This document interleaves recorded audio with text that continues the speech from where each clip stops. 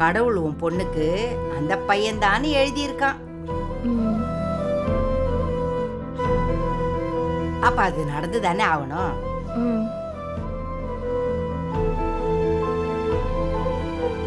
உண்மைதாம்மா, அந்த பையனும் ரொம்ப நல்லவரா இருக்காரு. நம்ம மீனாட்சிக்கு ஏத்த மாப்பிள்ள தான். அதுதான்டா சொல்லுவாங்கல்ல, கடவுள் கல்யாணத்துக்கு போட்ட முடிச்சுன்னு.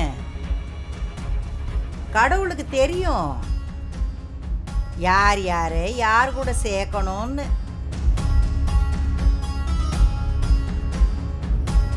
ஆமா ஆமா அம்மாச்சி, மீனாட்சி நல்லா படிச்சிருக்கா, நல்ல வேலையில இருக்கா, அவளுக்கு ஏத்த மாப்பிள்ள தான் அவரு.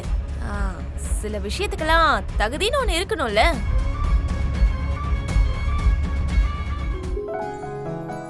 ஆமாங்க, என் 2 பொண்ணுங்களுக்கும் நல்ல மாப்பிள்ளைங்க தான் அமைஞ்சிருக்காங்க. அவங்க உண்மையிலேயே ரொம்ப கொடுத்து வச்சவங்க தான். ஆமாத்த, அவர் நல்லவரா இருக்காரு. நீங்க ஹாஸ்பிட்டல்ல இருந்தப்ப கூட மீனாட்சிக்கு ரொம்ப ஆதரவா இருந்திருக்காரு.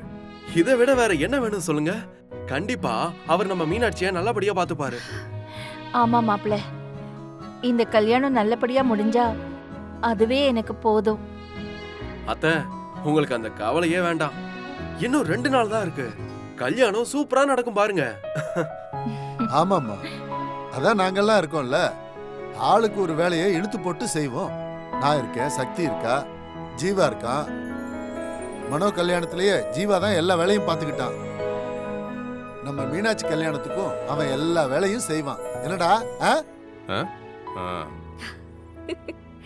ஆமாண்டா லோகு, இந்த வீட்ல இவன் தண்டமா தானே இருக்கான். இந்த வேலையெல்லாம் இவன் நல்லா தான் செய்வான். டேய் ஜீவா, என் கல்யாணத்துக்கு பெரிய பேனர்லாம் அடிச்சல்ல, அதே மாதிரி மீனாட்சி கல்யாணத்துக்கும் மீனாட்சி போட்டோவையும் மாப்பிள்ளை போட்டோவையும் போட்டு பெருசா ஒரு பேனர் வச்சிடுறா, சரியா?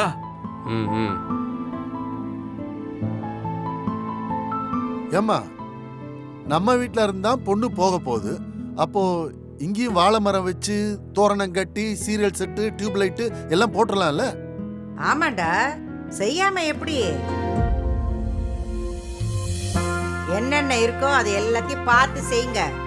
செலவுக்கு நானும் கொஞ்சம் காசு தரேன்.